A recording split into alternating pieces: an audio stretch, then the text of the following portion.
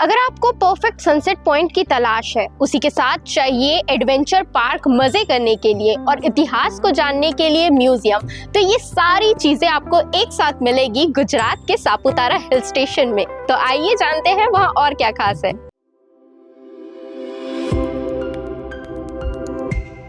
सापुतारा, जिसका अर्थ ही है नागों का निवास, गुजरात के डांग जिले में सह्याद्री पर्वतमाला की 1000 मीटर ऊंचाई पर स्थित यह हिल स्टेशन अपने शांत मौसम और हरियाली से किसी भी यात्री का दिल जीत लेता है।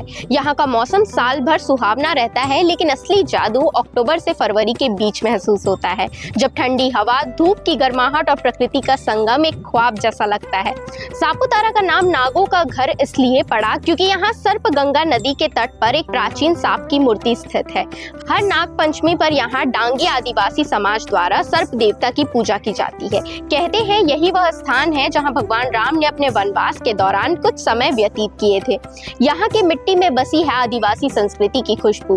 वर्ली, खुम्बी, भील और डांगी जनजातियां, जिन्हें जंगल पुत्र कहा जाता है, सदियों से इन जंगलों की रक्षा कर रहे हैं। जो बांस से बने उनके वाद्य यंत्र, लोक नृत्य में पहने जाने वाले मुखौटे और शरीर पर बने पेड़ों के आकार के टैटू, हर चीज इस बात का प्रमाण है कि इनका जीवन जंगल के साथ एकाकार है। सापुतारा को लेक सिटी भी कहा जाता है। यहाँ की झील सैलानियों के लिए मुख्य आकर्षण है, जहाँ शांत पानी में नौकायान करते हुए चारों ओर की हरियाली और पहाड़ों का प्रतिबिंब मन मोह लेता है। और हाँ, अगर आप रोमांच पसंद करते हैं तो सापुतारा का रोपवे जरूर आजमाइएगा, जिससे आप हवा में लहरते हुए गवर्नर हिल तक पहुंच सकते हैं। यहाँ आकर आप सनसेट पॉइंट से सूरज को पहाड़ों के पीछे ढलते देखेंगे, जिसके लिए सापुतारा प्रसिद्ध भी है। इतिहास और संस्कृति में रुचि हो तो सापुतारा ट्राइबल म्यूजियम भी जरूर देखिएगा।